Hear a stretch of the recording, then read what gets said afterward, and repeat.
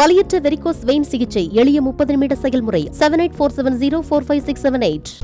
காவிரி ஆணைய கூட்டத்தில் மேகதாது விவகாரத்தை நீர்வள கமிஷன் பார்வைக்கு எடுத்து செல்ல அனுமதித்த திமுக அரசுக்கு எதிர்க்கட்சித் தலைவர் எடப்பாடி பழனிசாமி கண்டனம் தெரிவித்துள்ளார். இதுகுறித்த கூடுதல் விவரங்களோடு நமது செய்தியாளர் பாரி கார்த்திக் இணைகிறார். வணக்கம் பாரி கார்த்திக், விவரம்.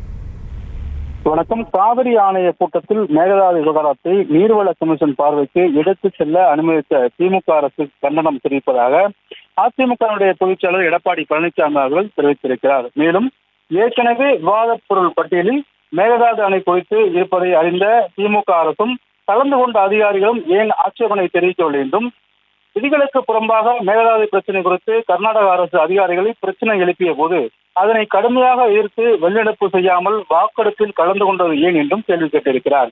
மேலும் விவாத பட்டியலில் மேகதாதுவை சேர்க்காமல் விட்டிருந்தாலோ, ஆட்சேபனை தெரிவித்து வாக்கெடுப்பில் கலந்து கொள்ளாமல் வெளிநடப்பு செய்திருந்தாலோ நடைபெற்ற கூட்டத்தின் போது மேகதாது பிரச்சனை நீர்வள கமிஷனுக்கு பார்வைக்கு சென்றிருக்காது.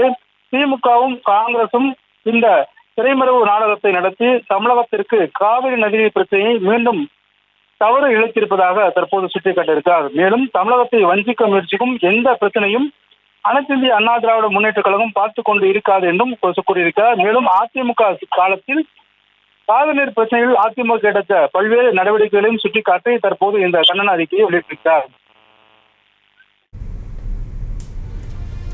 விவரங்களுக்கு நன்றி பாரி கார்த்திக்.